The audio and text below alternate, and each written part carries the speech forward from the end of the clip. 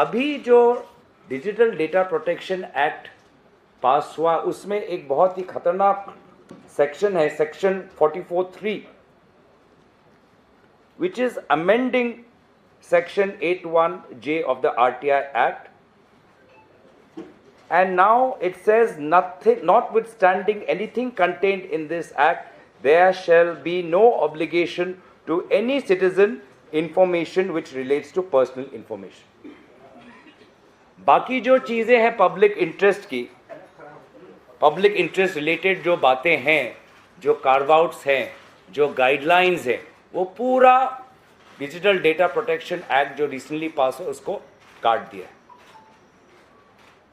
तो कल अगर आप जानना चाहते हैं कि बिहार में जो विभिन्न जो पुल बनाए जा रहे हैं, पुल टूटे जा रहे हैं, ये पुल अधिकारियों ने किस कॉन्ट्रैक्टर को दिया, कौन है वो contractor?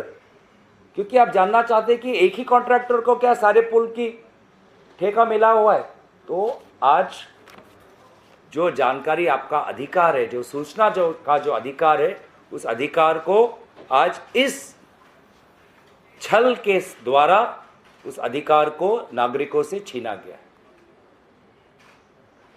Very surreptitiously, maliciously and mischievously, the right of citizens to information has been snatched by the recent Digital Data Protection Act.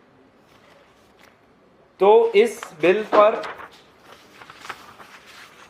सुझाव ये है कि we urge you, we are requesting the Minister of Information Technology, we urge you to repeal section 44(3) of the Digital Personal Data Protection Act. और ये जो petition है, इस petition पर किन महान हस्तियों का, नेताओं का हस्ताक्षर और समर्थन है? आदरणीय राहुल गांधी जी का, अखिलेश यादव जी का, बालू जी का, जॉन पीटर्स जी का, विभिन्न हमारे जो समर्थक करने वाले जो दल हैं, चाहे वो एनसीपी हो, चाहे वो शिवसेना यूबीटी हो, विभिन्न दलों के साथ हमने विचार विमर्श कर हमने सोचा एक जल्द से जल्द an immediate and urgent action must be taken, and a joint petition was circulated. Because the parliament was adjourned, therefore we